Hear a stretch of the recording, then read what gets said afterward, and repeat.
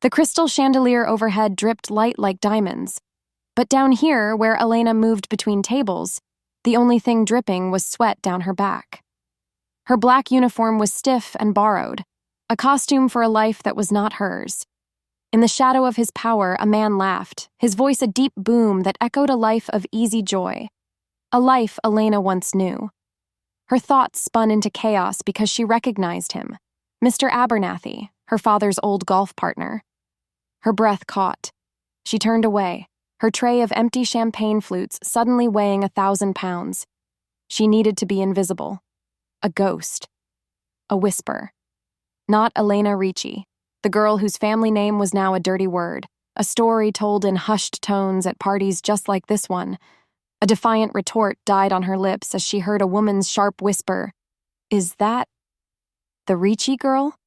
I thought they'd left the city." Elena's heart hammered against her ribs. She kept her eyes fixed on the swinging kitchen doors, her only goal to make it through without dropping the tray, without screaming, without shattering into a million pieces. Deep down, she knew the truth. She was already shattered. She was just pretending the pieces still fit. Her boss, a sour-faced woman named Marie, grabbed her arm as she pushed through the doors. The clatter of the kitchen was a welcome noise after the false music of the party. "Table 7 needs more bread, Ricci, and try to look like you're not at a funeral." Elena nodded, her voice a dry rasp. "Yes, Marie." She didn't argue. She couldn't afford to, because this job, this humiliation, was the only thing keeping a leaky roof over her head. Her father, before he'd passed, had left her with 2 things: a mountain of debt and a single piece of advice. Never trust a man who promises you the world, Lena. He'll only leave you with the dirt. She remembered him saying it, his eyes haunted as he stared out at the city that had chewed him up and spit him out. He'd mentioned a bad deal, a partner who was more ghost than man. But then he'd just shaken his head, the secret dying with him. Was that the real reason they lost everything? Later that night, Elena walked home under the weak glow of the streetlights. The city air was thick with the smell of rain and exhaust. In her pocket, the cash from her tips felt like both a victory and a failure. It was enough for rent, but it would never be enough for freedom. She just wanted to disappear, to start over somewhere no one knew the name Ricci. Was that too much to ask? As she fumbled for her keys, a car door slammed shut down the street. Her instincts screamed danger. A sleek black car sat parked across from her rundown apartment building, its windows so dark they looked like holes in the night. It didn't belong here, not in this neighborhood of broken pavement and broken dreams. Under the weight of his stare, she could feel it, even through the tinted glass. A cold dread washed over her. The car didn't move. It just sat there, watching, waiting. The unspoken promise of violence hung in the air. Forcing her trembling fingers to work, she unlocked her door and scrambled inside, slamming it shut behind her. Her world tilted on its axis. She leaned against the door, her heart a wild bird trapped in her chest, and knew, with a certainty that terrified her, that this was not a random car. It was here for a reason, which meant her old life wasn't just haunting her anymore. It was hunting her. Meanwhile, across the city, Dante Moretti stood before a wall of glass in his penthouse office. The city sprawled below him, a carpet of glittering lights and deep shadows. As if the city itself belonged to him, he watched the tiny cars move along the streets, each one a life, a story, a pawn on his board. His world was one of order, of control, of absolute power, and he hated chaos. He failed, Dante. The voice belonged to Lorenzo, his consigliere, an older man with eyes that had seen too much. Dante didn't turn. He just stared at his own reflection in the glass, a man in a perfectly tailored suit who moved with the silence of a phantom. Failure is a lesson, Lorenzo, not an excuse. Where is he? Dante's voice was a low, threatening murmur, calm and quiet. That was his way. The quieter he became, the more dangerous he was. In the warehouse, he is asking for another chance. Dante finally turned, a flicker of something cold in his obsidian eyes. A chance? He had his chance when I gave him the order. He was told to retrieve the shipment without drawing attention. Instead, he started a shootout in broad daylight.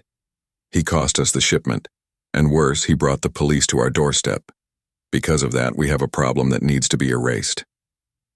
He walked to his desk, the room so quiet you could hear the soft click of his Italian leather shoes on the marble floor. You don't ask a king for another chance. You beg his forgiveness for failing him. Lorenzo nodded slowly. What are your orders? Send a message, Dante said, his reply cold steel. Let the family see what happens when they mistake my patience for weakness. No loose ends, no messy emotions, just a lesson. He trusted Lorenzo to handle it, because that was the foundation of his empire. Not fear, but a brutal, unwavering loyalty built on the certainty of his rule. After that, Lorenzo hesitated. There is another matter. The Ricci girl. Dante's posture didn't change, but a stillness came over him. He picked up a thin file from his desk. He'd already looked at it a dozen times. What about her? She is fragile, Dante. Her father is dead. Her name is ruined. She works as a waitress. Taking her seems excessive. It could draw the kind of attention you just mentioned you wanted to avoid. Dante opened the file. Inside was a surveillance photo of a young woman leaving a catering event. Her hair was pulled back, her face was tired, but her chin was held high. There was a fire in her eyes, a defiant spark in the midst of her ruin. Ilara. No. Elena. Elena Ricci. She is not fragile, Dante said, his voice dropping even lower. She is a survivor, and she is not a girl. She is a debt. Her father made a deal with my father, a deal he broke. The Ricci name owes the Moretti name. He traced her jawline in the photo with his thumb. Besides, it is not just about the debt, Lorenzo. It's about the serpent. Lorenzo's face hardened at the name. The serpent was a ghost, a rival who had betrayed the Moretti family years ago, sparking the blood feud that had put Dante on his throne. No one outside his inner circle even knew the serpent existed. You think she's connected to him? I think her father was, Dante said, his eyes narrowing. And I think she is the key to finding him. Her father's ruin wasn't just business. It was a message that wasn't answered. This was the real reason, the one that burned in his gut. The debt was the excuse. Vengeance was the goal. She is the last piece of a puzzle I intend to solve. She will lead me to him, whether she knows it or not. And if she doesn't cooperate? Under his possessive gaze, the woman in the photo seemed to stare back at him. Oh, she will cooperate, Dante promised, the words a silken threat. His presence filled the room, suffocating any argument. She just doesn't know it yet. Have the car follow her. I want to know every move she makes. I want to know when she sleeps, when she eats, when she breathes. When the time is right, I will collect. He would not just own her. He would not just break her. He would use her to burn his enemies to the ground. 3 days passed. 3 days of Elena feeling a constant prickling unease. The black car was always there, parked down the street when she left for work, waiting in the rain when she came home. It never approached, but its presence was a physical weight on her, a promise of something terrible waiting just around the corner. The air thickened with unspoken threats every time she stepped outside. She told herself she was being paranoid. Who would be watching her? She was nothing. A ghost. But no matter how hard she tried, she couldn't shake the feeling. That night, she decided to break her routine. Instead of going straight home, she went to the library, losing herself in the quiet smell of old paper and dust. It was the only place she felt a flicker of her old self, the girl who loved books more than parties. But as the library prepared to close, the dread returned. She stepped out into the damp night air, pulling her thin jacket tight. The street was empty.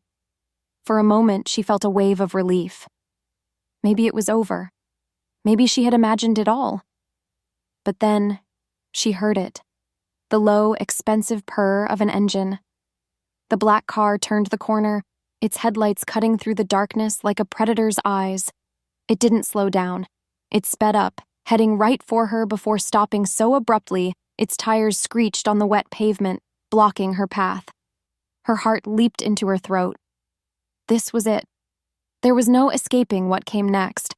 Before she could move, before she could even scream, the back door opened. A man stepped out. He was tall, dressed in a suit so perfectly tailored it seemed molded to him. Even in the dim light, she could see he was handsome, but it was a cruel, sharp kind of beauty. His face was all harsh angles and shadows, his dark hair slicked back.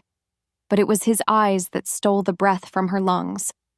They were dark, empty, and utterly cold. The moment their eyes locked, the world fell away. There was only him. He didn't speak. He didn't have to. As if he owned the very air she breathed, his stare was a physical force, pinning her in place. It was a look of assessment, of ownership, of absolute, terrifying power. Her voice trembled, but held firm. "Who are you? What do you want?"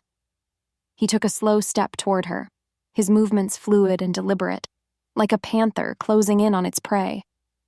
The space between them crackled with tension. She could smell the faint, expensive scent of his cologne, a clean, sharp fragrance mixed with something else. Something dangerous, like ozone after a lightning strike. He stopped just a few feet away. She didn't know what scared her more, the man himself, or the unnerving fact that he looked at her as if he already knew every secret she had. "My name is Dante Moretti," he said. His voice was even lower than she could have imagined, a deep, calm sound that sent a shiver of pure terror down her spine. It wasn't a greeting. It was a verdict. He knew her name. Of course he knew her name. "I believe," he continued, a slight, humorless smile touching his lips, "you have something that belongs to me." In a single heartbeat, the world shifted. Her past was no longer a ghost story. It was a monster, standing right in front of her, and he had come to collect. His words hung in the damp night air, a cage built of syllables. "You have something that belongs to me." Elena's blood ran cold. This wasn't a mugging. This wasn't random. This was a reckoning she didn't understand. Her thoughts spun into chaos because every survival instinct she possessed was screaming at her to run, but her feet felt bolted to the cracked pavement.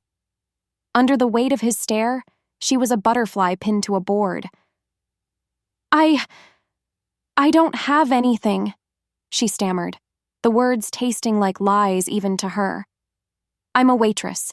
I have $50 in my pocket. You can have it." Dante Moretti's lips curved, but it wasn't a smile. It was the baring of teeth. "I don't want your money, Elena." The way he said her name, so familiar, so possessive, sent a fresh wave of terror through her. "I'm here to collect on a debt. Your father's debt." "My father is dead," she whispered, her voice trembling, but held firm. "Whatever debts he had, they died with him." "Some debts are written in blood," he countered, his voice a low, dangerous purr. "And they don't die. They are passed down." Without warning, he stepped aside and gestured to the open door of the car. "Get in. We'll discuss this at your apartment." It was not a request. The air thickened with unspoken threats, and she knew with a certainty that settled deep in her bones, that if she refused, he wouldn't force her.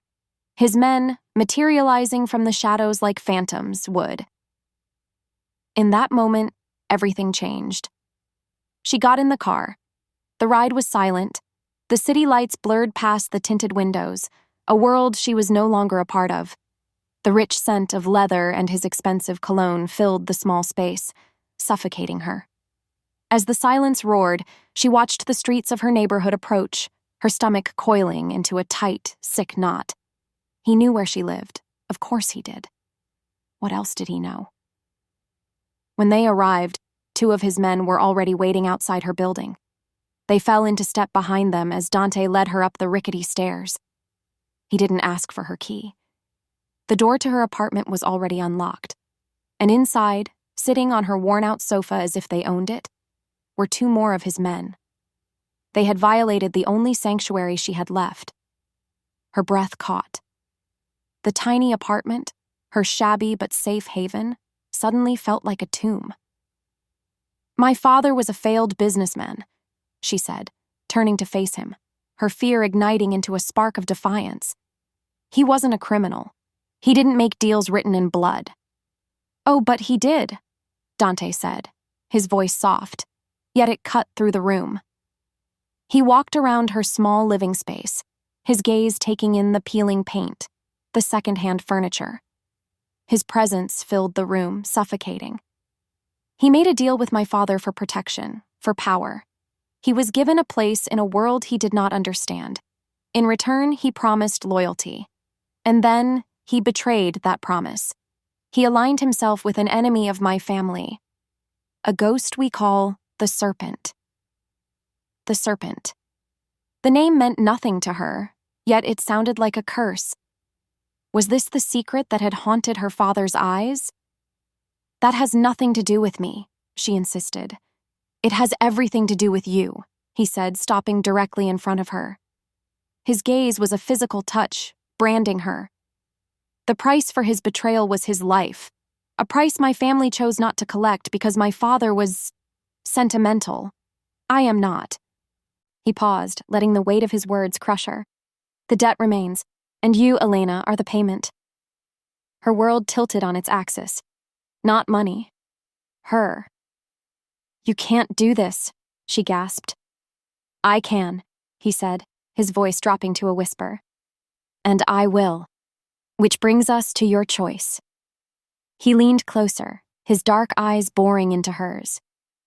"You will come with me. You will live under my roof, under my protection, and under my rules. You will be the living reminder to my enemies of what happens when a debt is not paid. In return," he let the word hang in the air. "In return, your aunt who lives in Phoenix, the one with 2 young children, she will continue to live her quiet, happy life, never knowing how close she came to paying for your father's sins." Her blood froze. He knew about her Aunt Sarah. He knew about her cousins. With every beat of her terrified heart, she realized this was never a negotiation. It was a declaration. Her father hadn't just left her with debt. He had left her in a cage, and Dante Moretti had just arrived to lock the door. Dante watched her from the back of the sedan.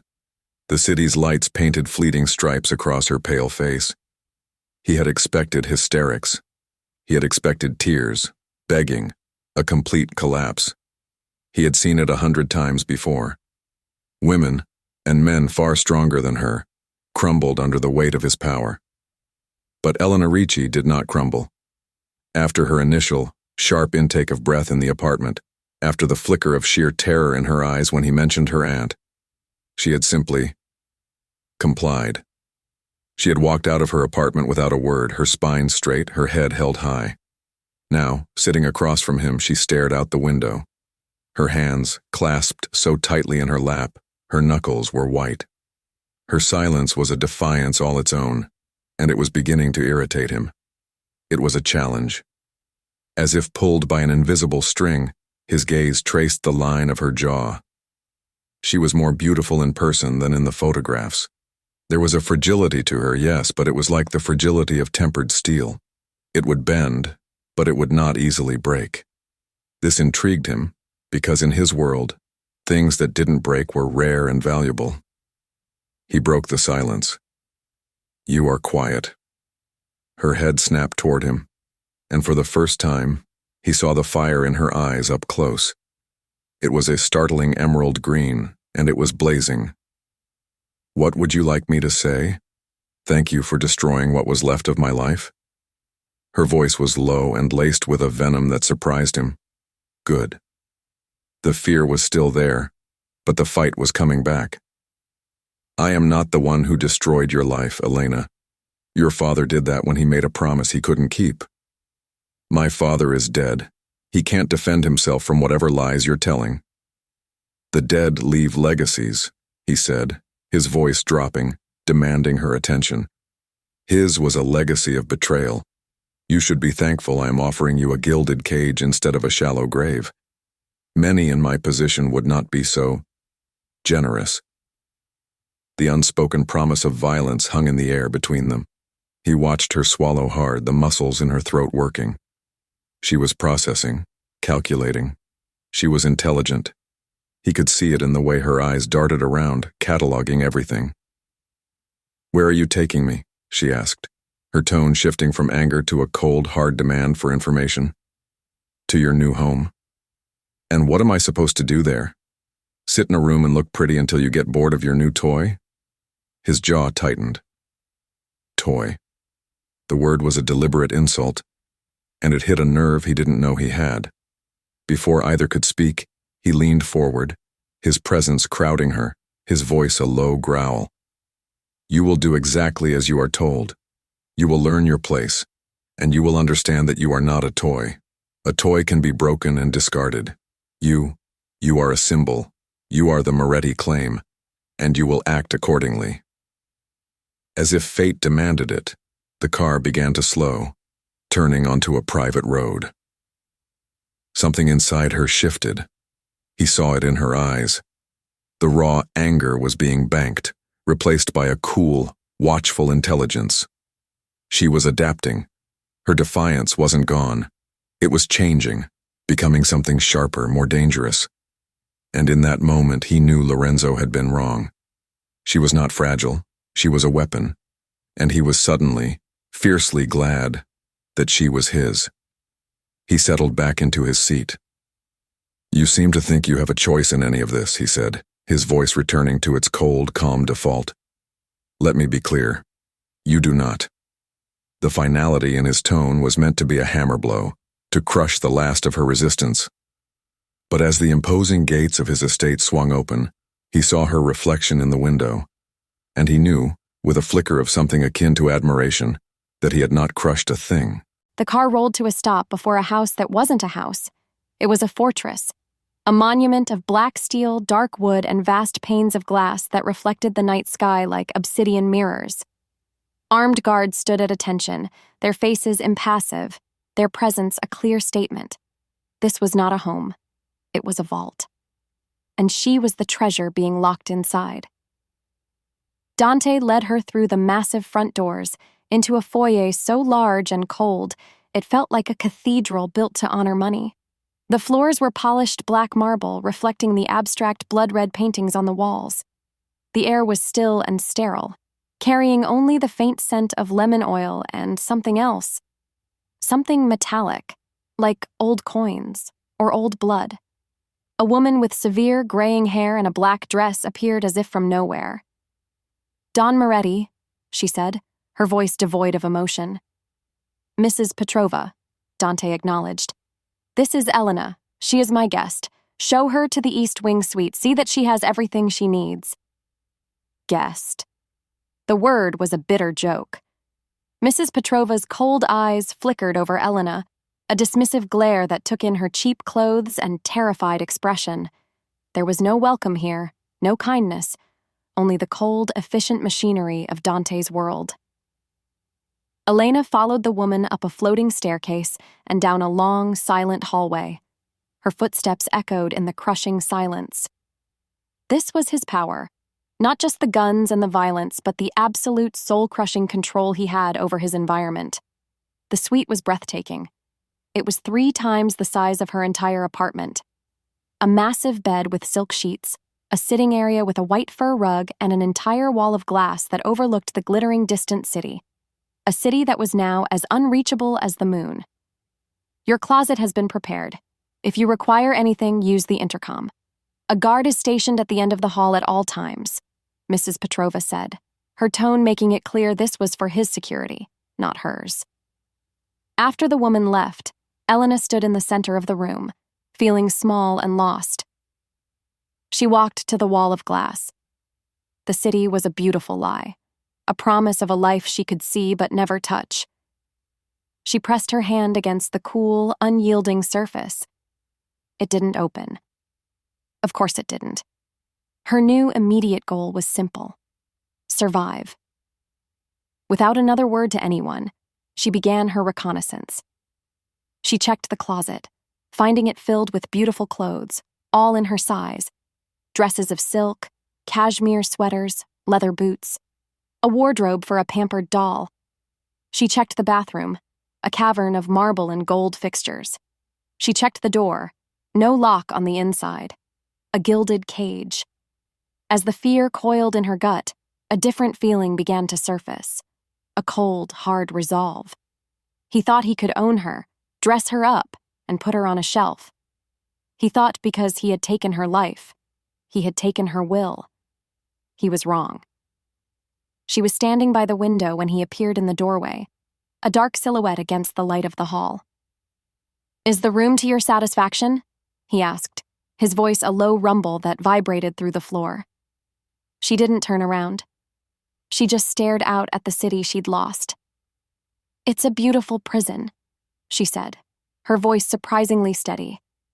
She felt, more than saw, him walk into the room. His presence was a shadow, chasing away the light.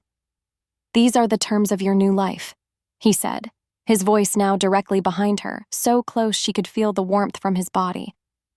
Her skin prickled. "You are mine now. You will want for nothing, and you will have nothing. You will be safe from my enemies, and you will never be free of me." His voice was a silken chain wrapping around her. "Welcome home, Elena." In a single heartbeat, the world she knew was gone, and the heavy, ornate door to her new life swung shut. The first morning in the gilded cage began with a lie. Sunlight, thick and golden, poured through the wall of glass, promising a beautiful day to a world she could no longer touch. The silk sheets were cool against her skin, the silence of the room so absolute it was a sound in itself. For a fleeting, disoriented moment, she didn't know where she was. Then, memory crashed down on her like a tidal wave. Dante Moretti. The debt. "Welcome home, Elena." Despite the fear that was a cold stone in her stomach, a different instinct took over: survival. She slid out of bed, her bare feet sinking into the plush white rug. Her thoughts spun into chaos, but she forced them into order. Panic was a luxury she couldn't afford. She had to learn the rules of this place before they could be used to break her. Her first stop was the door. As expected, there was no lock, only a smooth, cold handle. She turned it. It didn't budge. Locked from the outside. She wasn't a guest. She was cargo. She spent the next hour mapping her prison. The suite was a self-contained world. A closet bigger than her old bedroom, a bathroom of intimidating marble, a small, fully stocked kitchenette hidden behind a paneled wall. Everything she could possibly need. Nothing she actually wanted. Moments later, a soft chime sounded, and the door clicked open. A young maid, her face pale and frightened, entered with a breakfast tray. "Good morning, miss," she whispered, not meeting Elena's eyes. "What's your name?" Elena asked, her voice raspy. The maid flinched, her eyes darting toward the open door as if Dante himself might be listening. "I'm not supposed to talk to you, miss. I'm just here to bring your food."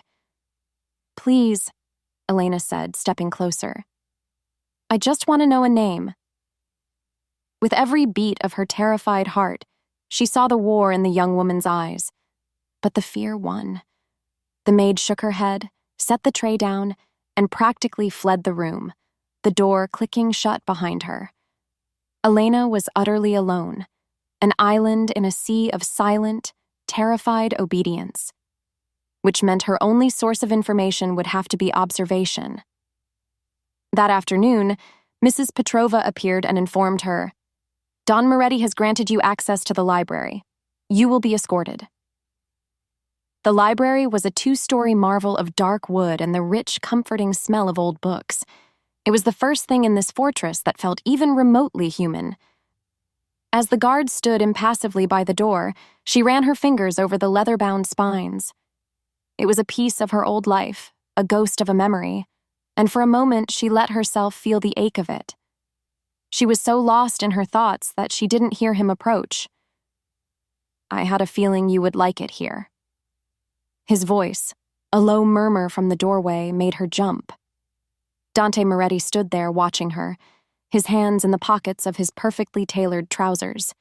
He looked different without the armor of his suit jacket, more relaxed, yet somehow more dangerous. "It's a beautiful room," she admitted, her voice tight. "Books are a better cage than most," he said, walking toward her. As if he owned the very air she breathed, his presence seemed to shrink the massive room. "They offer an escape without the inconvenience of a missing body." He stopped in front of a shelf and pulled out a heavy, leather-bound volume. He held it out to her. "A gift to help you pass the time." She looked at the title embossed in gold, The Prince by Machiavelli. Her breath caught. It wasn't a kindness. It was a message, a lesson. He wasn't just her captor, he was her teacher, and the subject was power. How to get it, how to keep it, and how to use it to crush your enemies. She took the book, her fingers brushing his. The contact was like an electric shock, brief and startling. The moment their eyes locked, she saw a flicker of something in his dark gaze. Not warmth, but a flicker of intense, focused interest. "Read it," he commanded softly. "Perhaps you'll learn something." He turned and left as silently as he had arrived, leaving her with the heavy book in her hands. She now understood her situation better. This wasn't just about paying a debt. This was a test, and she had no idea if she could pass.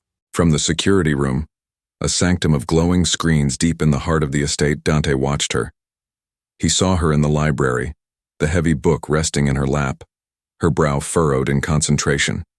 She wasn't just reading it, she was absorbing it. He had expected her to throw the book, to reject his gift as the insult it was. Instead, she was studying it. She was learning. As if the city itself belonged to him, he felt a surge of satisfaction. He had chosen well.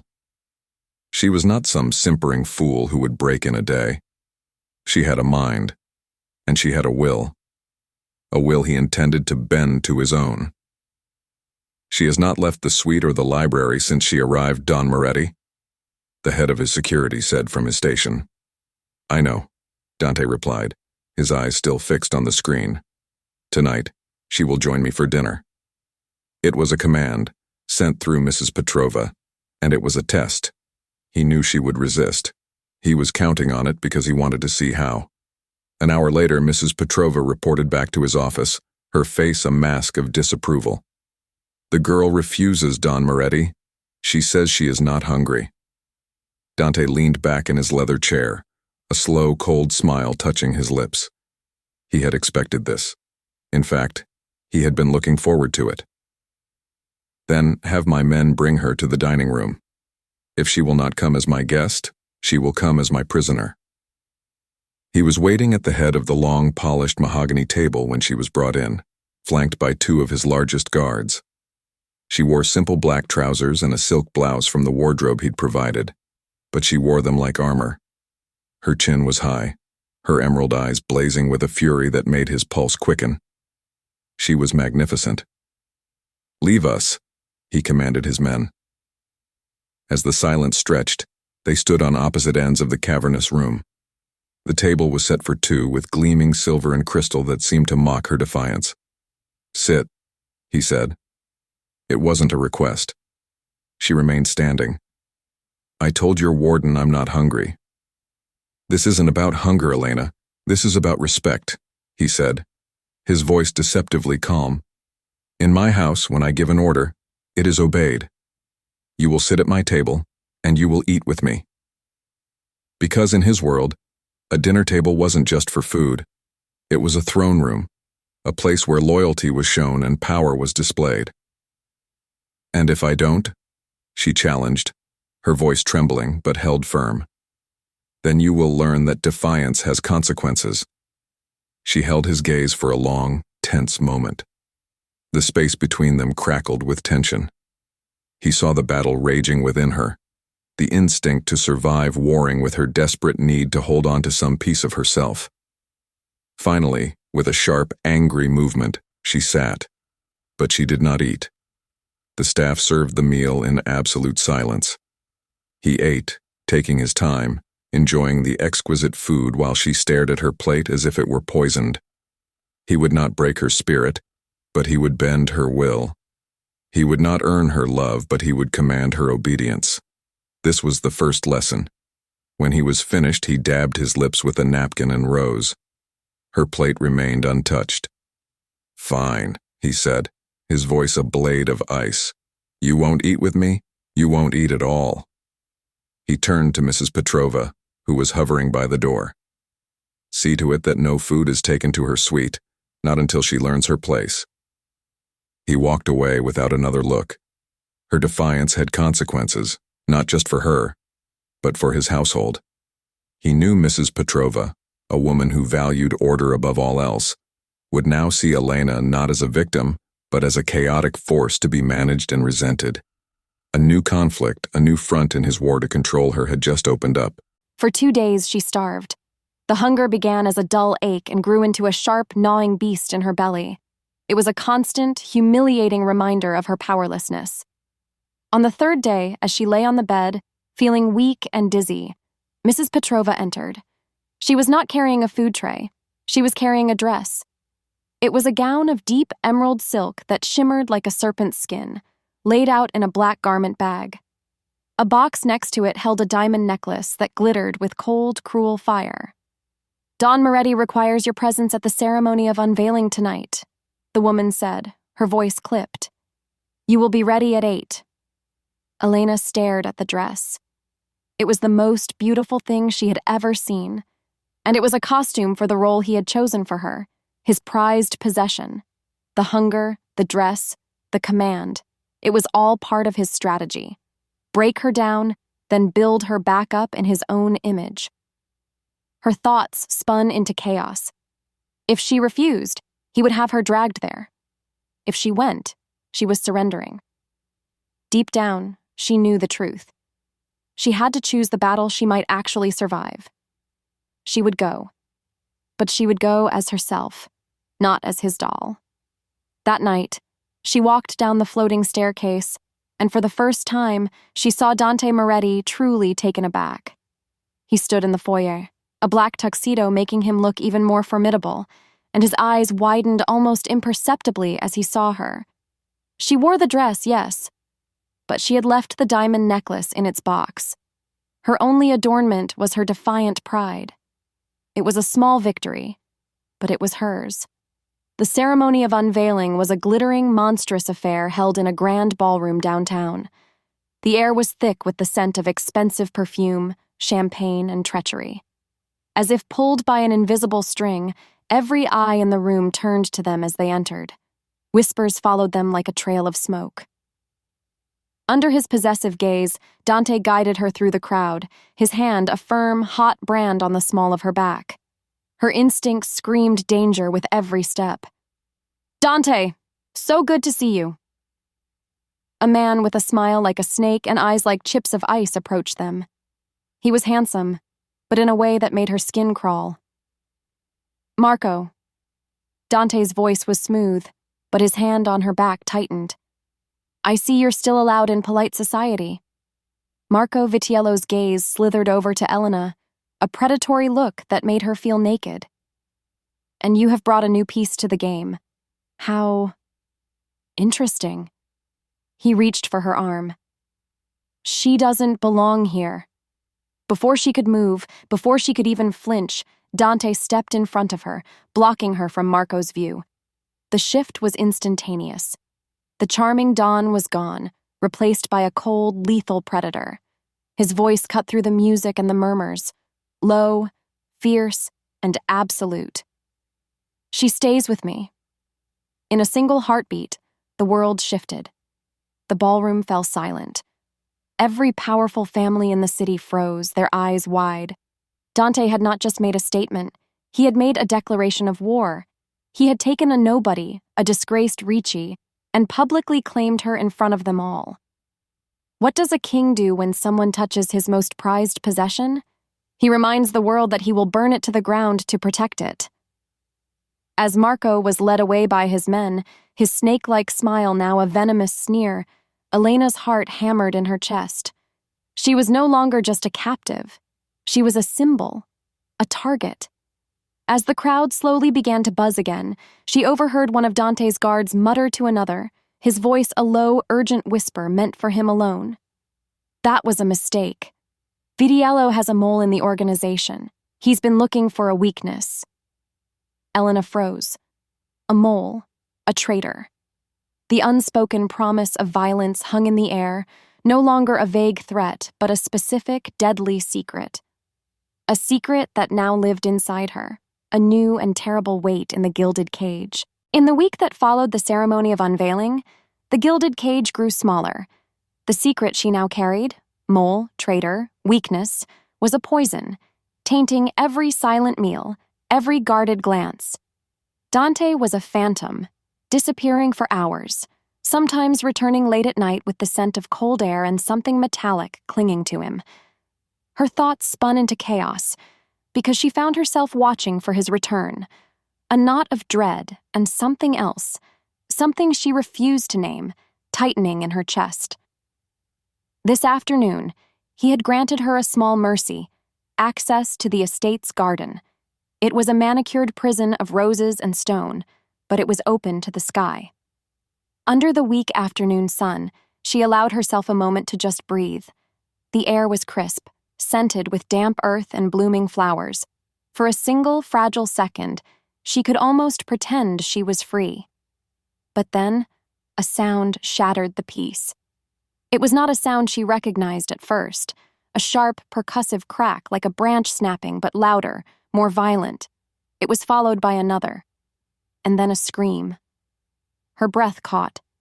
The guard stationed at the garden entrance stiffened, his hand flying to the gun at his hip as he spoke urgently into his radio. Before she could move, the world erupted. The shatter of glass was like a crystal symphony of destruction as the floor-to-ceiling windows of the main house exploded inward. Gunshots, she knew the sound now, answered from inside the estate. An attack. Vitiello. Her instincts screamed danger, a primal animal terror that rooted her to the spot. "Get down!" the guard yelled, shoving her behind a stone bench just as a spray of bullets chewed through the rose bushes where she'd been standing. The garden was no longer a sanctuary. It was a kill box. The abstract threat of Dante's world had just become brutally, terrifyingly real. Her only thought was survival.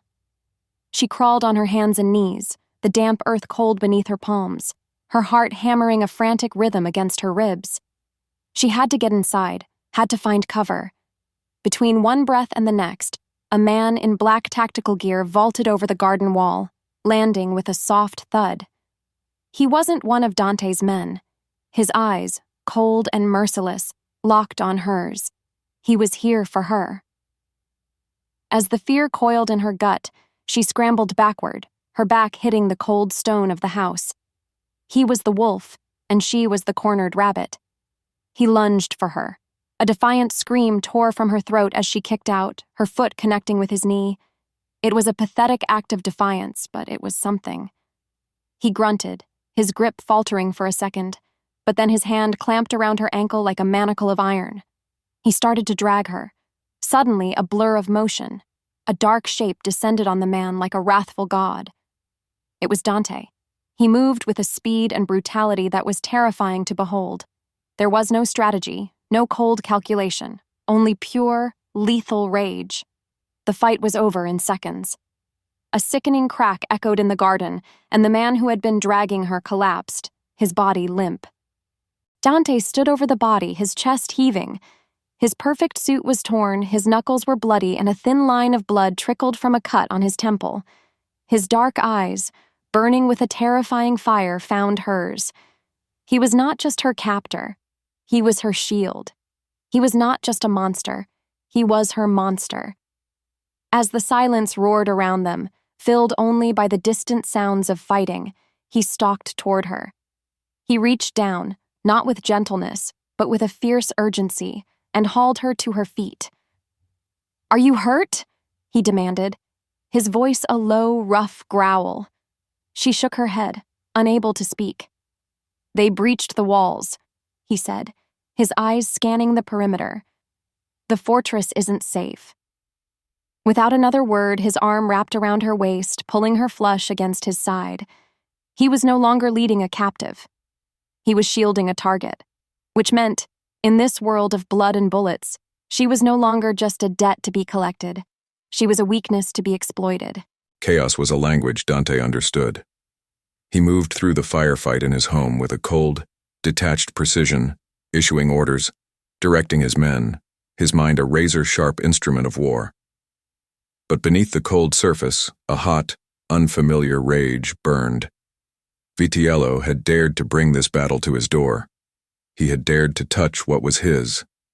His only thought was Elena. With her pressed against his side, he moved through the house toward the central staircase that led down to the panic room.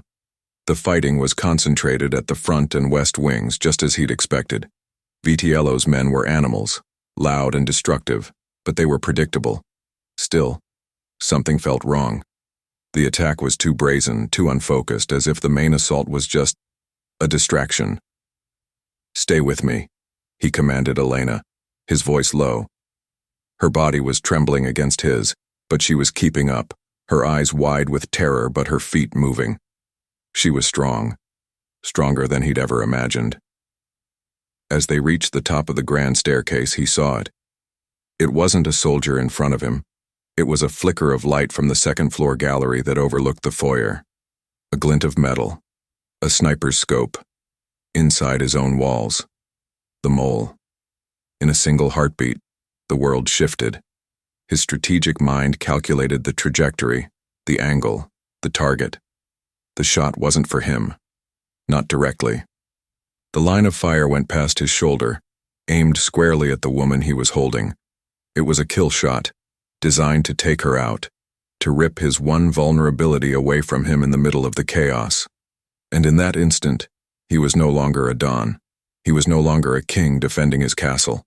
He was a boy again, 16 years old, watching his younger sister, Isabella, laugh as she ran across a piazza in Sicily. He remembered the sound of the single gunshot, the way she had stumbled, a confused look on her face before she fell. He had been distracted that day, talking business, feeling important. A mistake he had sworn in blood he would never make again. Not again. There was no thought. There was only instinct. "Down!" Without warning, he shoved Elena, pushing her hard toward the floor, away from the line of fire. He twisted his own body to shield her, to become a wall of flesh and bone between her and the bullet.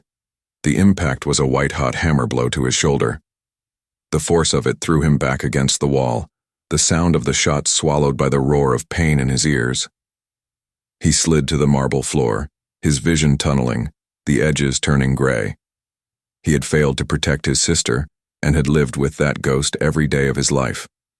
He had spent years building walls, not just of steel and stone, but of power and fear, to ensure nothing he cared for could ever be touched again. And this woman, this defiant, infuriating, beautiful woman had somehow slipped through every defense. She was his captive. She was his responsibility. She was his weakness. Through the haze of pain, his only focus was her. She was on the floor, unhurt, staring at him, her emerald eyes wide with a horror that was entirely for him. He had taken the bullet. And as the darkness threatened to pull him under, the last thing he felt was a strange, terrifying, and overwhelming sense of relief. He had not failed. Not this time. The world narrowed to the sound of his ragged breathing and the dark, rapidly spreading stain on his white shirt. The distant gunshots, the screams, the chaos. It all faded into a dull roar. There was only Dante, slumped against the wall, his face pale and beaded with sweat, his hand pressed against his shoulder where the blood was seeping through his fingers. She crawled to him, her own fear forgotten, replaced by a surge of adrenaline so fierce it made her hands steady. "Dante." His eyes, glazed with pain, found hers. A flicker of surprise, a flicker of something else. He had saved her. The man who had taken her life, who held her captive, had just thrown himself in front of a bullet for her. Her thoughts spun into chaos. Was this protection, or was this just a man refusing to let his property be damaged? Deep down, she knew the truth. It didn't matter. He was bleeding in front of her. The panic room? He grunted, nodding down the stairs. The code?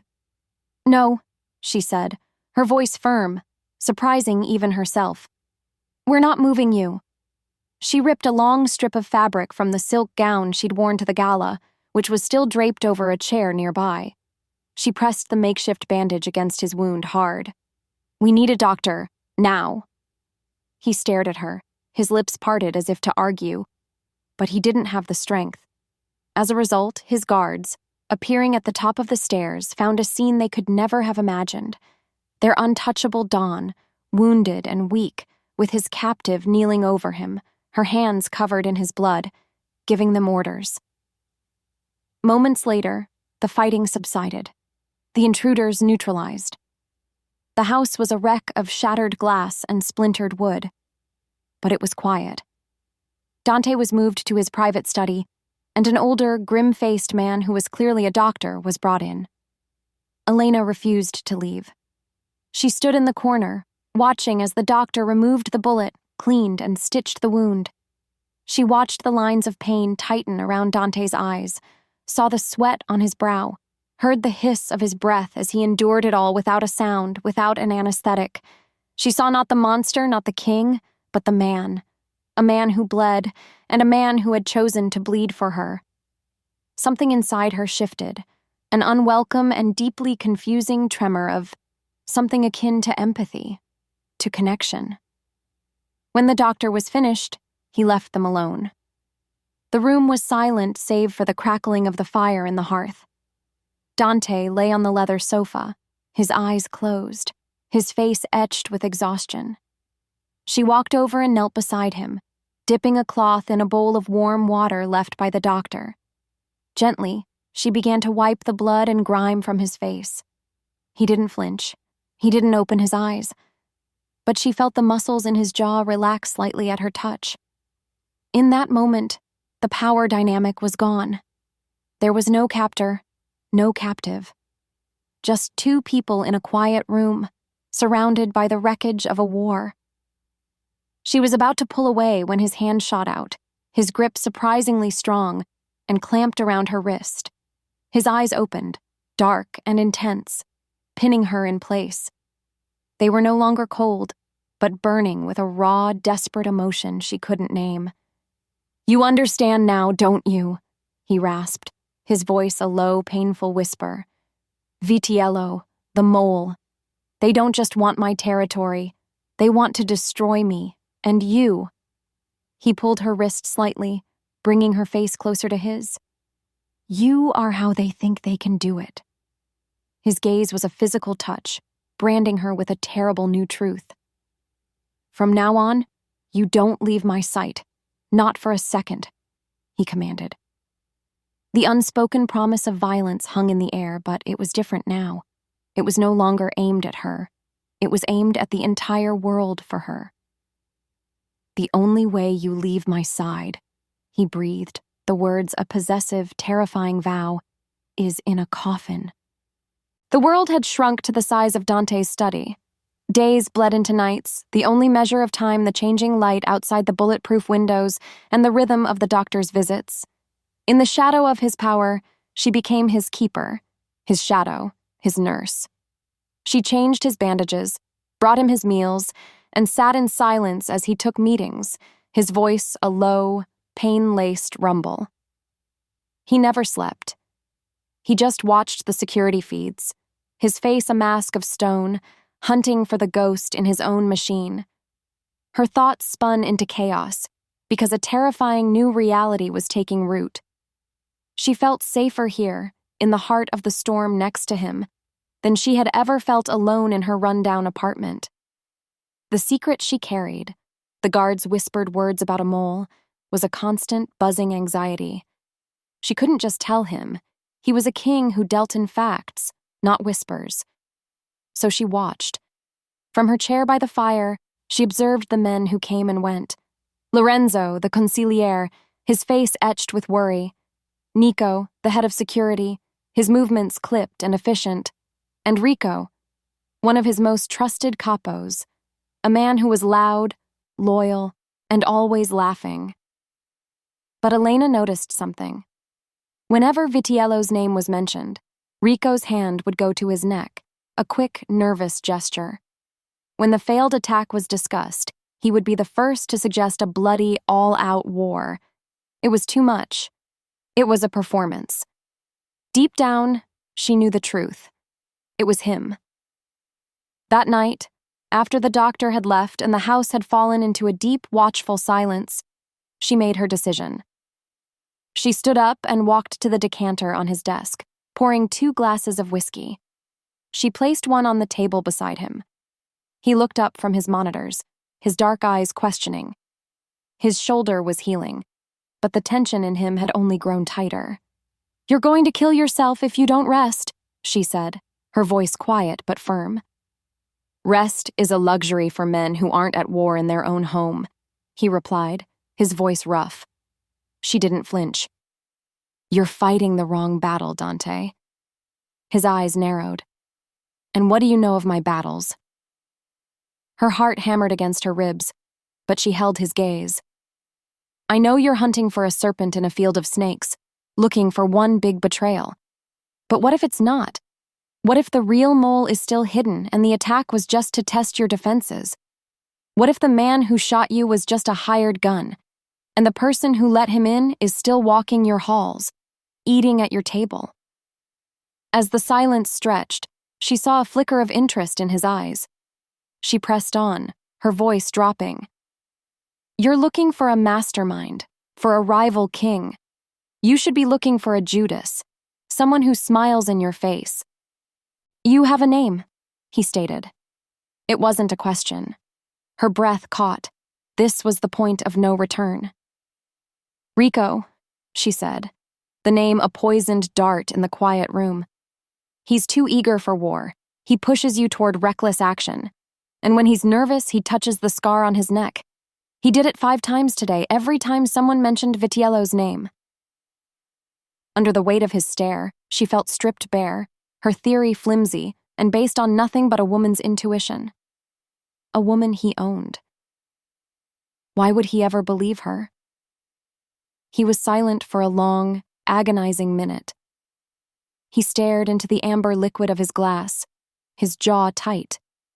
She didn't know what scared her more, that he would laugh at her or that he would believe her. Finally, he looked up, and his eyes were not the eyes of a captor looking at his prize.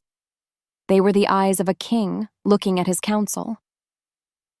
"You have good instincts, Elena," he said, his voice a low murmur. He gestured to the empty chair beside his desk.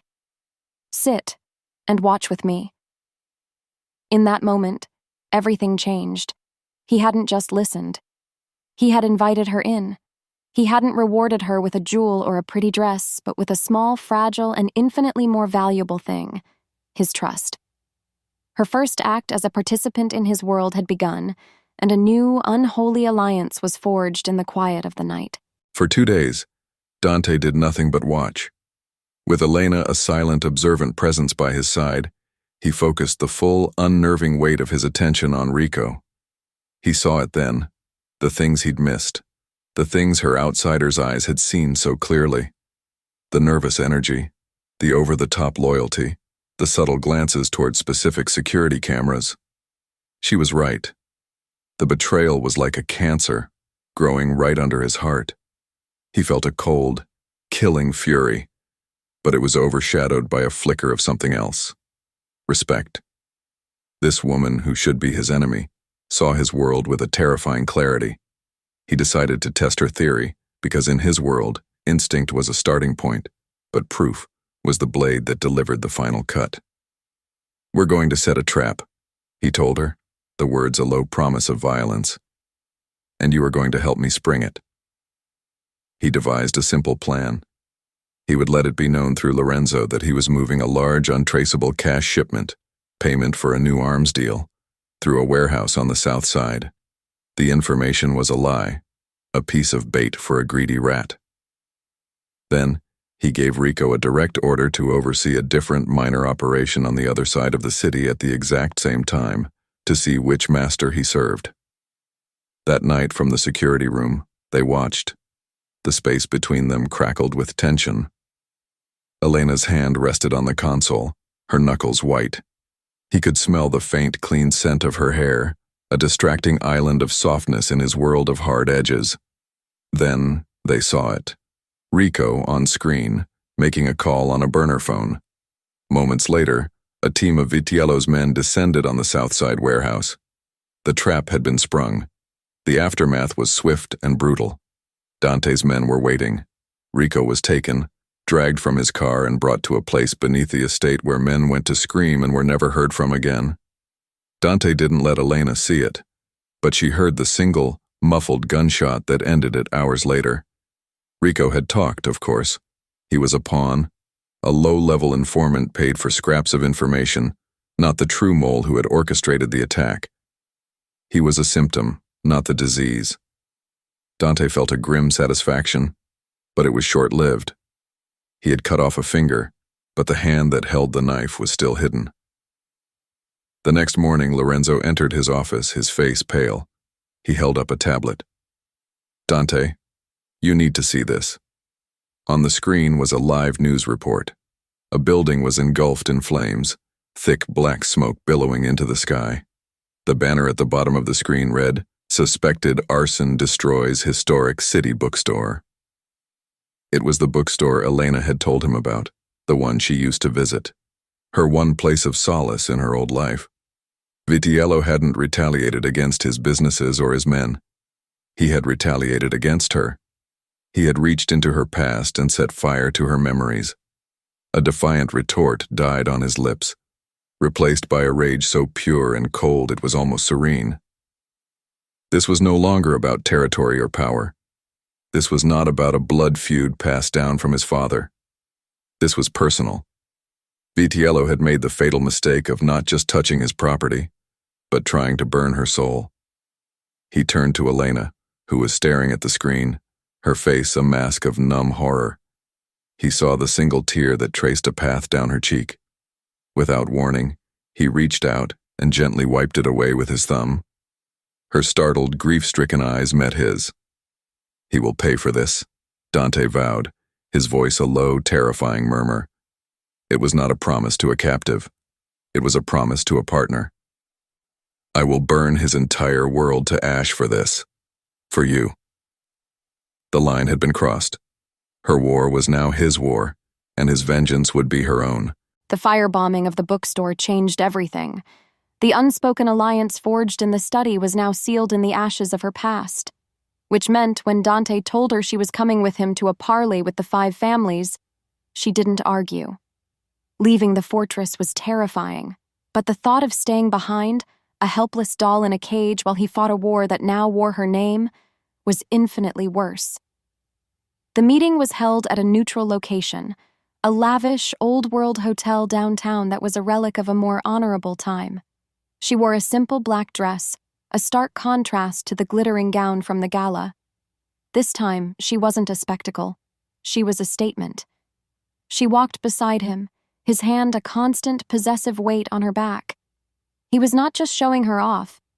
He was showing them all that she was untouchable.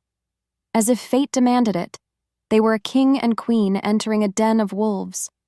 The tension in the private dining room was so thick she could taste it, a bitter mix of cigar smoke, whiskey, and bad blood. The dons of the other families watched them, their eyes cold and calculating. Marco Vitiello was there, his handsome face a mask of false sympathy. "Dante, my friend," Vitiello said, his voice dripping with insincerity. "A tragedy. What happened to that little bookstore? The city is so unsafe these days." Before Dante could respond, Elena spoke, her voice clear and cold, ringing through the silent room. "The only thing unsafe in this city, Don Vitiello, is a man who mistakes arson for power." The room fell dead silent. A defiant retort died on the lips of every man there. No woman, especially one with no name, had ever spoken at a meeting of the commission. She had not only spoken, she had drawn a line in the sand. Dante's hand tightened on her back, a silent signal of approval. In that moment, she was not his captive. She was his weapon. The rest of the meeting was a blur of veiled threats and tense negotiations. She sat by his side, silent and observant, a living symbol of Vidiello's personal attack and Dante's unbreakable control. Later that night, in the sterile luxury of their hotel suite, the adrenaline finally crashed. The fear, the danger, the sheer audacity of what she had done, it all came rushing in. She stood by the window, staring out at the city lights, her body trembling. "That was a dangerous move," Dante's voice came from behind her. "He burned down a piece of my life," she whispered, not turning. "He deserved to know that I know." He came to stand beside her, so close she could feel the heat radiating from him. The silence roared between them, filled with everything they couldn't say. He had taken a bullet for her. She had declared war for him. They were trapped in this unholy alliance, bound by violence and a strange, terrifying dependency. "Why did you save me, Dante?" she asked, the question a raw, desperate whisper. "In the garden. Why did you take that bullet?" He was quiet for a long time. When he finally spoke, his voice was rough with an emotion she had never heard from him before. "I had a sister," he began, his gaze fixed on the distant lights. "Isabella. She was everything good in my world. When I was 16, I was arrogant. I was distracted. An enemy of my father's used that distraction to send a message."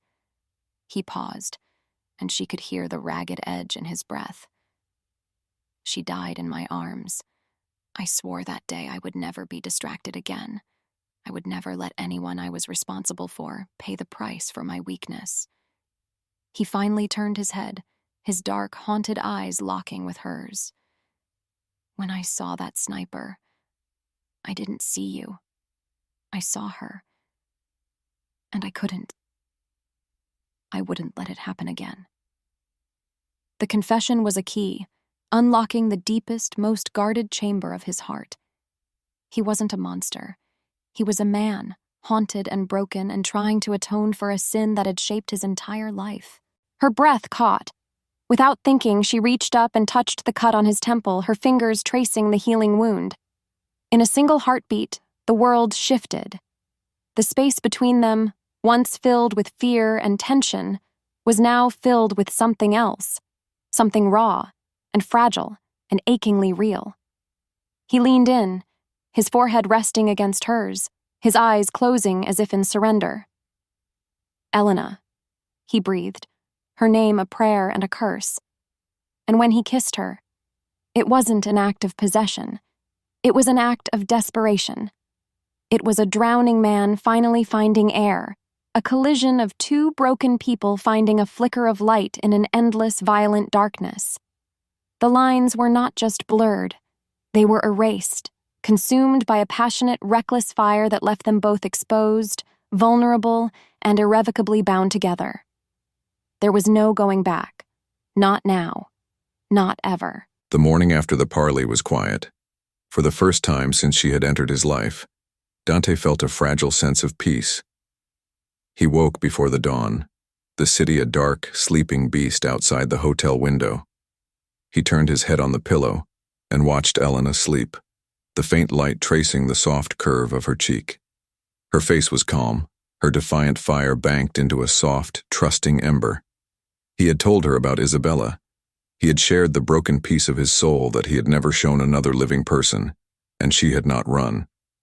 Instead, she had met his darkness with a quiet strength that felt, terrifyingly, like acceptance, as if he owned the very air she breathed. A possessive instinct, fiercer and more profound than anything he'd felt before, surged through him. This was more than a debt. This was more than a claim. This was his. The moment was shattered by a soft knock on the suite door. Dante was on his feet in an instant, a gun in his hand, his body a shield between the door and the sleeping woman in his bed. "It's Lorenzo," came the muffled voice from the hall. Dante's jaw tightened. Lorenzo would never disturb him at this hour unless it was a matter of life and death. He opened the door a crack.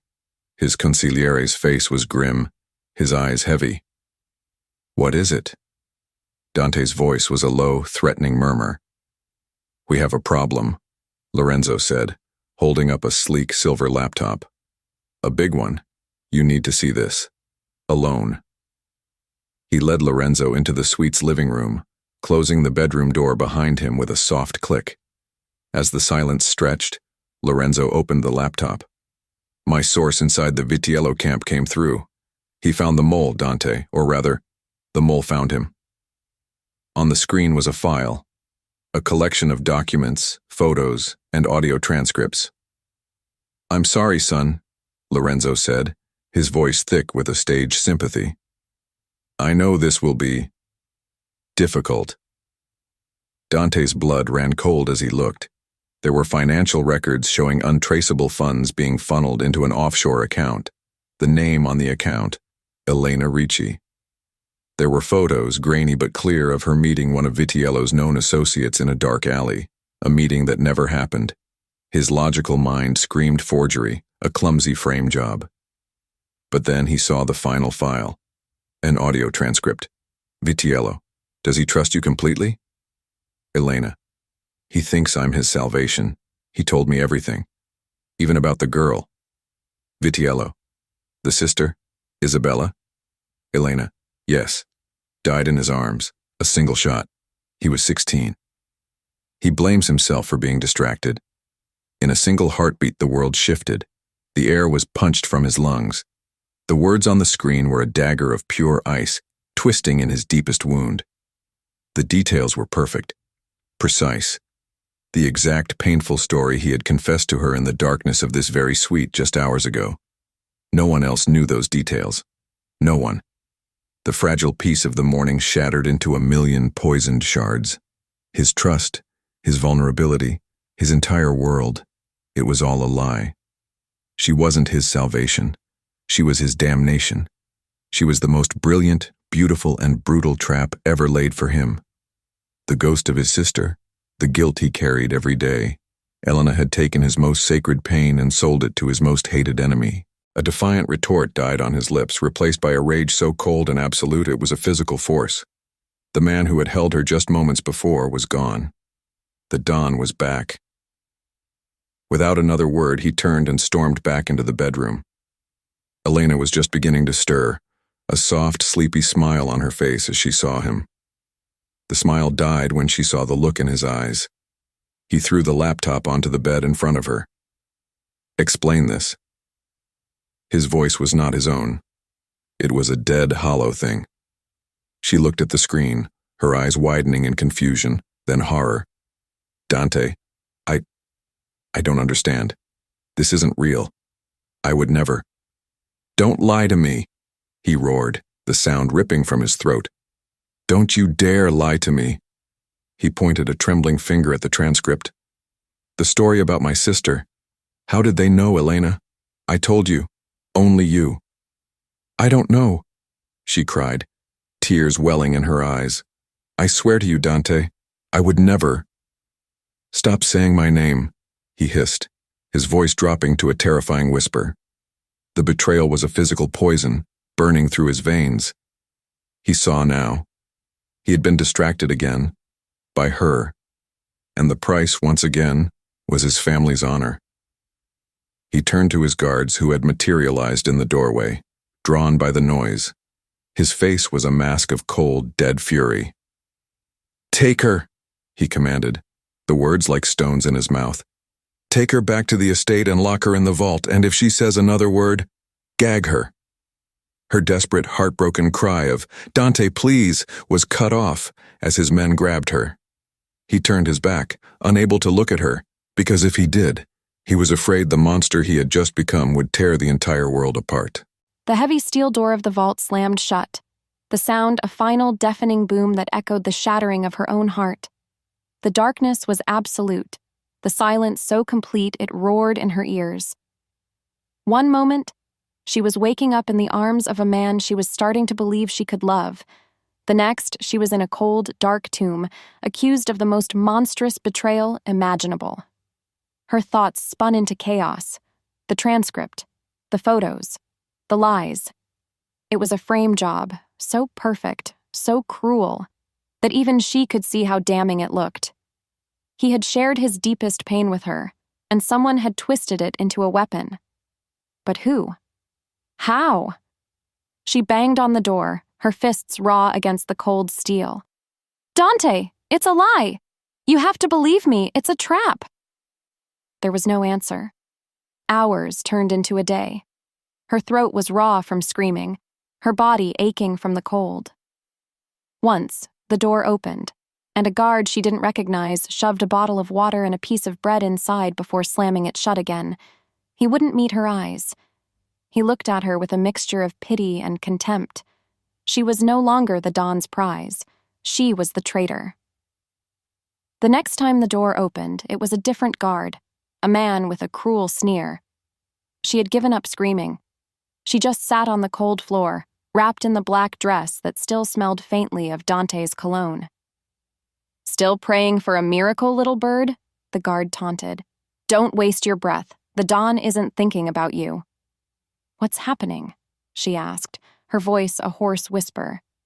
The guard seemed to enjoy her desperation. "What's happening is the Don is finally off his leash. He's on the warpath. He's tearing the city apart, hitting every Vitiello business, every safe house. There's a river of blood in the streets, all because of you." His words were like slaps to the face. Dante wasn't thinking. He wasn't investigating. He was reacting, a wounded beast lashing out in a blind rage, all based on a lie. Her lie. He truly believed she had done it. Her heart, which had been cracked and broken, now felt like it had been turned to dust. With every beat of her terrified heart, she realized the truth. The man she had kissed, the man who had confessed his soul to her, was gone. The cold, ruthless monster she had first met was back, and he was more dangerous than ever because he was fueled by the pain she had supposedly caused him. As the heavy door boomed shut again, a soul-crushing despair washed over her. She stopped hoping. She stopped fighting. What was the point of proclaiming her innocence to a world that had already judged her? She pulled her knees to her chest, the cold of the concrete seeping into her bones. The silence of the vault was no longer empty. It was filled with the sound of her own broken heart.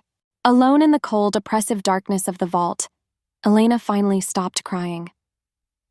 The tears were gone, leaving behind a hollow, empty ache. She wasn't just a captive anymore. She was a ghost, haunting the tomb he had built for her. She replayed every moment in her mind, his hand on her back, the story of his sister, the desperate, passionate kiss that had felt so real. Was it all a lie? Had she been that foolish? A defiant retort died on her lips because there was no one to hear it. She wrapped her arms around herself, confronting the deepest, most terrifying fear she had. It wasn't that she had fallen in love with a monster. It was worse. It was that she had seen the man inside the monster, and she had allowed herself to believe that he could see the queen inside the captive. She had let herself hope, and that hope had been her ruin. She had not only lost her freedom and her life, but in the end, she had lost herself to a man who saw her as nothing more than a beautiful poisoned knife. She rested her head against the cold steel wall and gave up. Meanwhile, in his office, Dante stood before a roaring fire, a glass of whiskey in his hand. The city was bleeding. His men were waging a brutal, bloody war against Vitiello's empire, a war Dante had unleashed with a single, furious command. He should have felt the grim satisfaction of vengeance. Instead, all he felt was a cold, gnawing emptiness. He stared at the laptop on his desk, the evidence still glowing on the screen. He had looked at it 100 times, each time feeling the fresh, white-hot stab of betrayal. His strategic mind, the very thing that had made him a king, had been short-circuited by pure, raw emotion. But now, in the quiet of the night, With the adrenaline of his rage beginning to fade, his mind started working again. It started seeing the cracks. His eyes fell on one of the photos again. The one of Elena supposedly meeting a Vitiello thug in an alley. It was time-stamped. He had dismissed it before, blinded by the transcript. But now he looked at it. Really looked at it. The date. It was the day before he had taken her. The day he had first seen her in person outside the library. His breath caught. It wasn't possible. At the time this photo was supposedly taken, she was at the library. He knew this for a fact, because his own surveillance team had been watching her every move.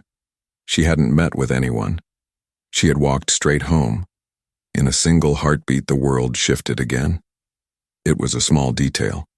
A tiny, insignificant crack in the perfect, damning frame. But it was enough.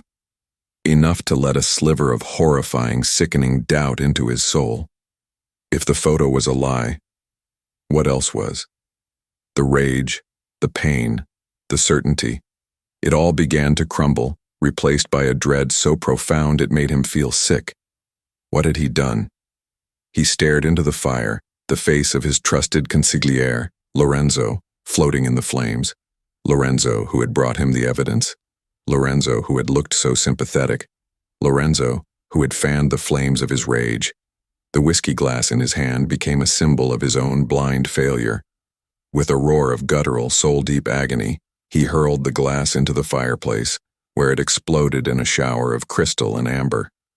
The war he was fighting in the streets was nothing, compared to the one that had just begun inside his own soul. The exploded whiskey glass in the hearth was a monument to his own blind fury. The single impossible detail, the timestamp on the photograph, was a crack in the foundation of his certainty, and through that crack, a horrifying doubt was flooding in. He had built an empire on logic, on strategy, on seeing the things other men missed. But he had not seen this. He had been played. Without another word to anyone, he strode from his office, his movements tight with a new, cold purpose. He didn't go to Lorenzo. He didn't go to his capos. He descended to the sub-levels of the estate, to the server room, a cold, humming chamber that was the digital heart of his fortress. He summoned a young, nervous tech named Leo, a boy he'd hired for his almost supernatural ability to see patterns in code, a boy completely outside his inner circle.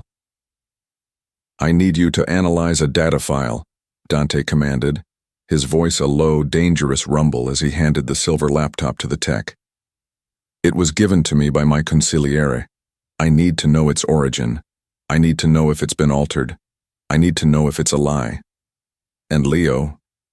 He paused, his gaze a physical touch, branding the young man with the importance of his next words. "You will speak of this to no one, or I will cut out your tongue myself." The boy nodded, his face pale, and went to work. As the silence stretched, broken only by the clicking of keys and the hum of the servers, Dante watched the lines of code scroll past. It was another language, but he understood its purpose: to hide or to reveal. Moments later, Leo stopped typing. He pushed his glasses up his nose, his eyes wide behind the lenses. "Don Moretti, it's a masterpiece, a ghost file.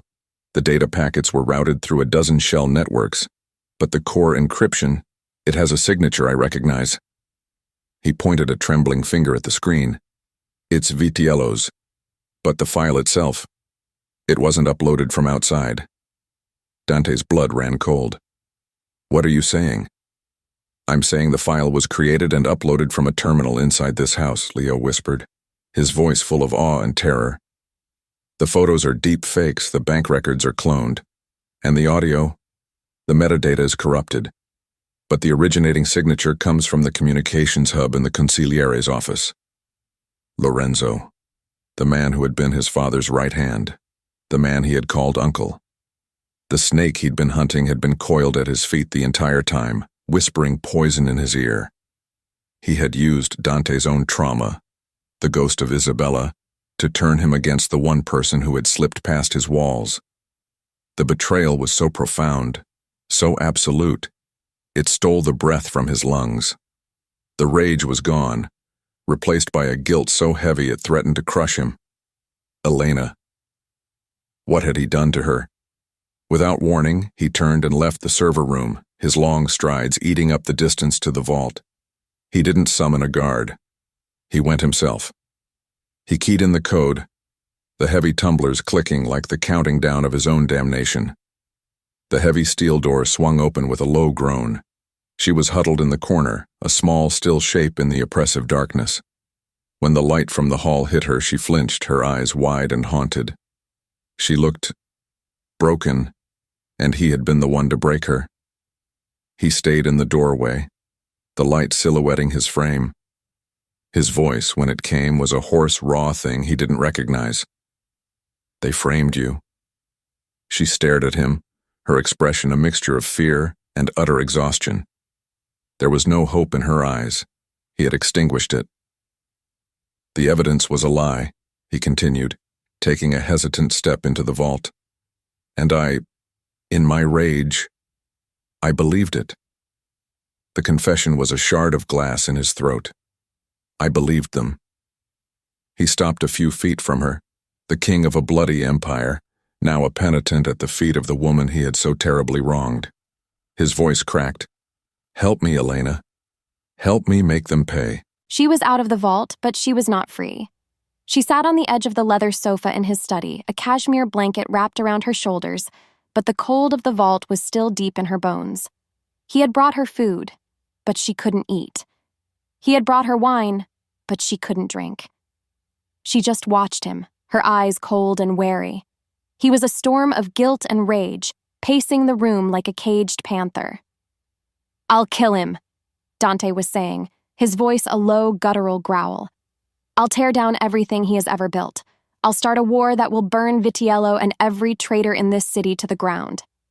It was a plan born of fury, a plan of brute force and bloody retribution. The old Dante's plan. No. The word was quiet, but it cut through his rampage like a razor. He stopped pacing and turned to her, his eyes full of surprise. She slowly stood up, letting the blanket fall from her shoulders. She was no longer the trembling captive. She was a survivor, forged in the cold and the dark. You can't, she said, her voice steady and clear. That's what they want you to do. Lorenzo, Vitiello, they want you to be a predictable, wounded beast. They want you to start a war you can't win because you'd be fighting on two fronts, one outside your walls and one within. Under the weight of his stare, she walked toward the large, ornate chessboard that sat on a table by the fire. She picked up the Black Queen. You've been playing checkers, Dante, sending out soldiers to be slaughtered. It's time to play chess. She looked up at him, her emerald eyes blazing with a cold, brilliant fire. Lorenzo thinks he's smarter than you. Vitiello thinks you're ruled by your emotions. They're arrogant, and arrogant men make mistakes. What are you suggesting? He asked, his voice a low murmur, his full attention now fixed on her. A trap, she said, placing the Black Queen in the center of the board. But not one of yours. Not a back-alley ambush, a performance, a queen's gambit. Her mind was sharp, honed by the book he had given her. The best fortress is to be found in the love of the people, Machiavelli had written, or in this case in the perceived loyalty of his men. You're going to arrange another parley with all the families. You're going to announce that you've found the true source of the attacks, and you're going to present Vitiello with an offer of peace he can't refuse, a piece of your most profitable territory. Give up territory? Never. It's bait, Dante, she insisted. Vitiello's greed and Lorenzo's arrogance will make them believe they've won, that you're broken. They will get careless. At that meeting, in front of everyone, you will present the proof of Lorenzo's betrayal. You will expose him not just as a traitor to you, but as a man who conspired with an enemy to destabilize the entire commission. You won't just be a don seeking revenge. You will be a king delivering justice. You will consolidate your power, and Vitiello will be an outcast, a snake with no allies. As the silence stretched, she saw a new light in his eyes.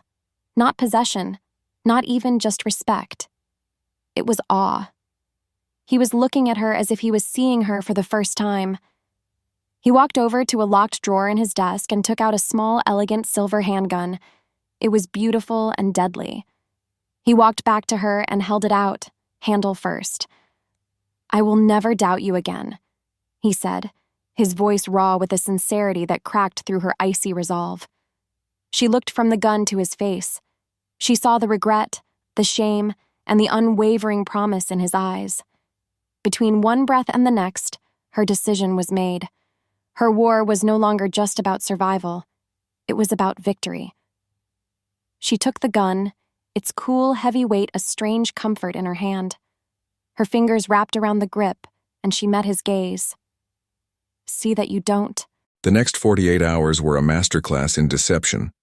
With Elena a constant, steadying presence at his side, Dante put her plan into motion. He played the part of the broken Don, his rage replaced by a weary resignation.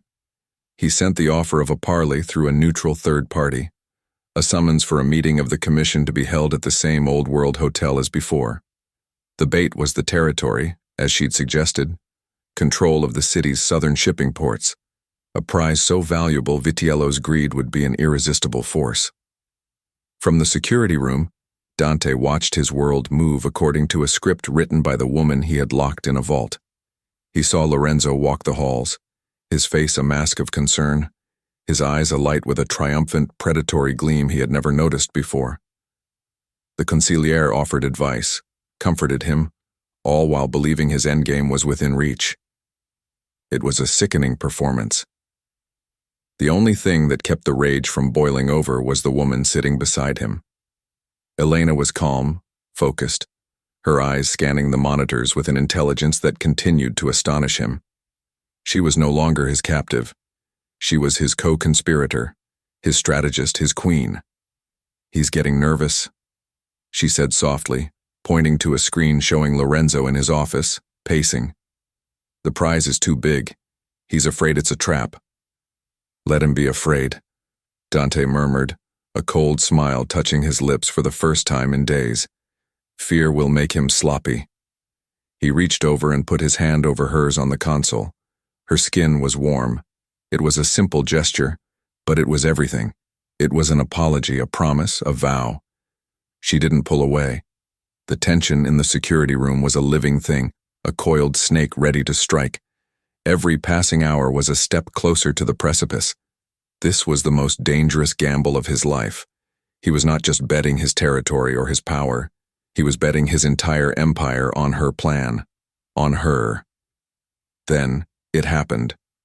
The tech, Leo, looked up from his station, his face pale.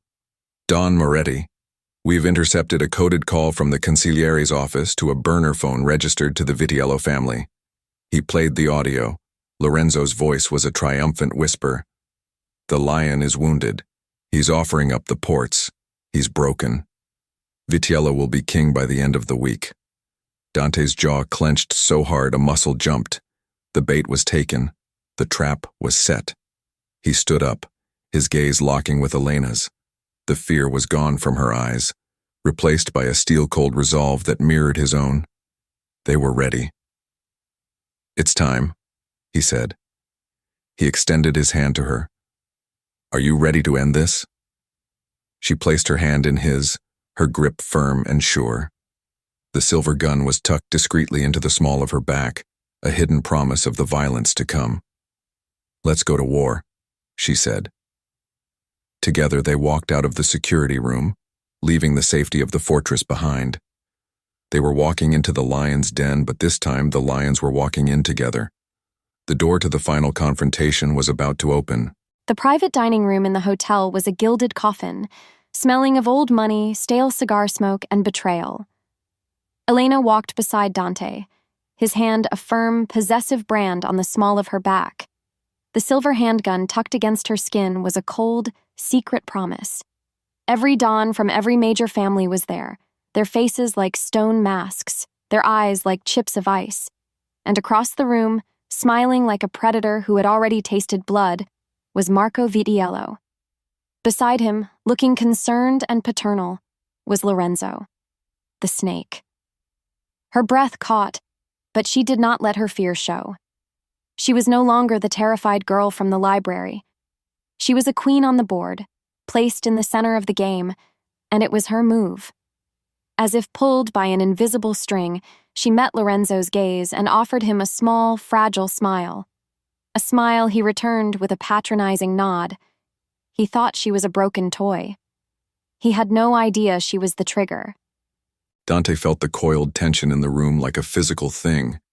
He saw the greed in Vitiello's eyes, the triumphant pity in Lorenzo's. They saw a wounded lion, ready to be put down. They had no idea they had walked into a slaughterhouse. He felt Elena beside him, a beacon of calm, cold fury.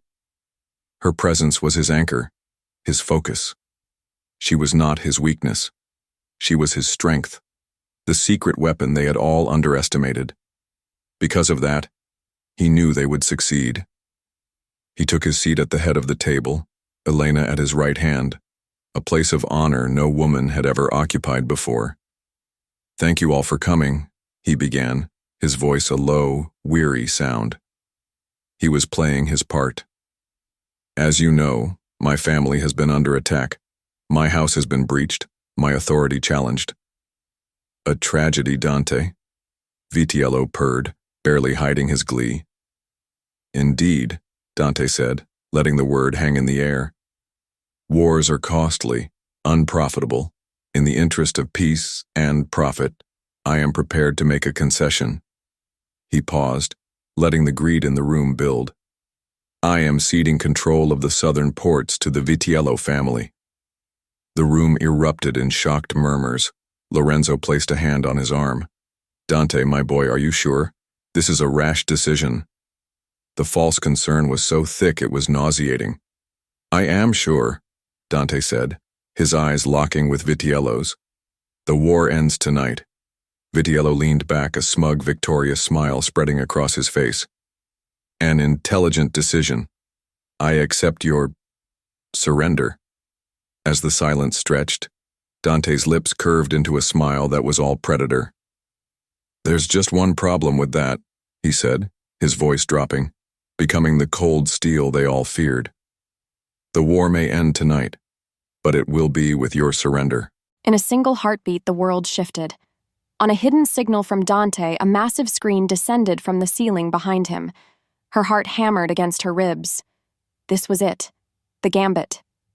"You see," Dante continued, his voice now a venomous purr as the screen flickered to life. "The attack on my home was not just an act of war from a rival. It was an act of treason from within." On the screen, the evidence Leo had compiled began to play. The forged photos of her, now with a red stamp reading deep fake. The cloned bank records, traced back to a Vitiello server. And then, the audio. Lorenzo's voice, crisp and clear, filled the silent room. "The lion is wounded. He's broken. Vitiello will be king by the end of the week." Lorenzo's face went ash white. Vitiello shot to his feet, his hand flying to the gun under his jacket. But it was too late. Dante's men, who had been posing as hotel staff, revealed their weapons. The other Dons, seeing the irrefutable proof of a conspiracy that threatened them all, either backed away or drew their own guns, their allegiance clear. They would side with the king, not the traitors. All hell broke loose. The room exploded in a cacophony of shouts and gunfire. Dante moved with a lethal grace, a phantom of violence in the chaos. Elena dropped to the floor, her mind a bubble of calm in the storm. She saw Dante take down 2 of Vitiello's men, his movements precise and deadly. But then she saw Lorenzo. His face was a mask of pure, murderous rage, no longer directed at Dante, but at her. He saw her as the cause of his downfall. He lunged, not for Dante, but for her, a knife appearing in his hand. Dante saw Lorenzo go for Elena. A primal roar built in his chest. He turned to intercept, but Vitiello crashed into him from the side, a wild, desperate animal. They went down in a tangle of limbs, Vitiello's face a snarl of fury. "You are finished," he spat, his hands going for Dante's throat. Dante fought back, His focus split between the man trying to kill him and the woman he had to protect. He could hear her scream his name, a sound that was both a plea and a war cry. He had to trust her. He had to trust the weapon he had given her. Lorenzo was on her, his weight crushing, the knife blade glinting by her face. You whore! You ruined everything, he snarled, his spit hitting her cheek. Her hand went to the small of her back, her fingers closing around the cool, steady grip of the gun. She remembered Dante's words. I will never doubt you again. She remembered his trust. She was not a victim. She was not a captive. She was a queen. With a surge of adrenaline, she twisted, jamming her knee into his side. He grunted, his grip on the knife loosening for a fraction of a second. It was all she needed. She brought the gun up, pressing it against his chest. His eyes widened in shock. The last thing he ever saw was the cold, defiant fire in her eyes. The sound of the shot was deafening, a cannon blast in the enclosed space. Lorenzo's body convulsed, and then went limp, collapsing on top of her. Silence fell. The fighting stopped. Everyone stared. She pushed the body off her and stood up, her hand still holding the smoking gun, her face a mask of cold resolve. Across the room, Dante had Vitiello pinned to the floor. He looked at her, his eyes blazing with a fierce, possessive pride. Their bond, forged in fear and tempered in fire, was now sealed in blood. In the wake of the violence, the silence was heavier than the gunfire had been.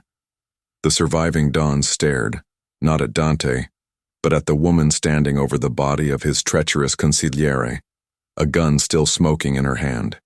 In that moment, she was more feared, more respected than any of them. Dante rose, pulling a winded Vitiello up by the collar. He didn't kill him, not here. That would be a mercy. He handed the defeated Don over to his men. Take him somewhere we can have a long conversation, he commanded, his voice a low, chilling promise. After that, he turned his attention to the room. He was king, and this was his court. He looked at each Don, his gaze hard and unwavering.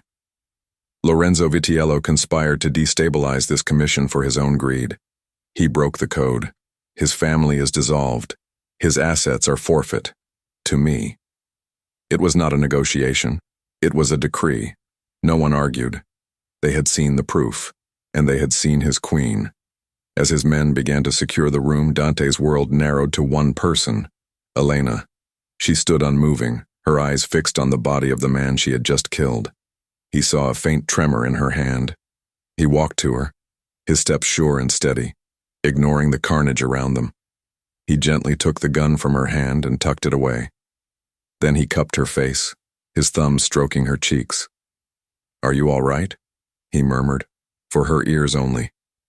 She met his gaze, and he saw not fear but a dawning realization of her own power. "I am now," she whispered. He saw one of the oldest, most respected Dons, a man named Falcone, approach them. He didn't look at Dante. He looked at Elena. He gave a slow, deliberate nod. It was not a gesture of pity. It was a gesture of deference.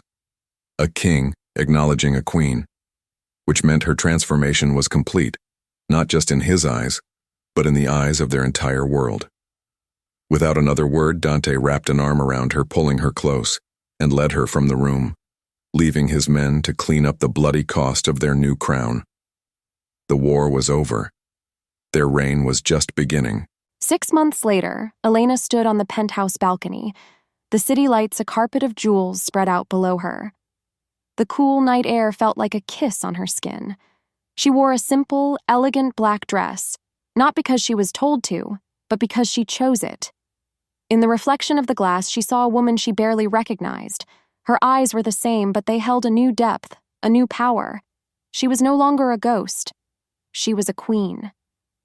"Nico," she said, her voice calm and sure, not turning from the view. "Double the security at the docks. I have a feeling our new partners in Istanbul are going to try and renegotiate their percentage." "Yes, Mrs. Moretti," the head of security replied from the doorway, his voice holding nothing but respect. He left without another word. She heard a soft footstep behind her and smiled. She didn't need to turn. She knew the sound of his shoes on the marble. She knew the scent of his cologne. She knew the feel of his presence. Dante's arms wrapped around her from behind, his chin resting on her shoulder as he looked out at the city with her. His touch was no longer a claim of ownership. It was a familiar, comforting embrace. "The city looks different from up here," she said quietly. It was a world away from the girl who had stared at these same lights from a rundown apartment, dreaming of escape. "Does it?" he murmured, his lips brushing her temple. "I used to see a million different lives I wanted to run to," she confessed. "Now, I just see home." Because she had stopped running from the cage and had instead taken possession of the throne. He turned her in his arms, his dark eyes no longer haunted but filled with a deep, unwavering love that still sometimes stole her breath away. The world would always see him as the ruthless Don, the unfeeling king. But she saw the man who had taken a bullet for her, the man who had trusted her with his empire, the man who had shown her his broken soul. "And I am yours," he whispered, as if reading her mind. "And I am yours," she replied, her voice full of a certainty she had fought and bled for. He leaned down and kissed her, a slow, tender kiss full of promises kept and a future they would build together. Under the vast, dark sky, they stood as two monarchs, rulers of a violent, beautiful, and complicated kingdom. It wasn't a fairy tale. It was something far more real, far more dangerous, and infinitely more passionate. It was their empire of two,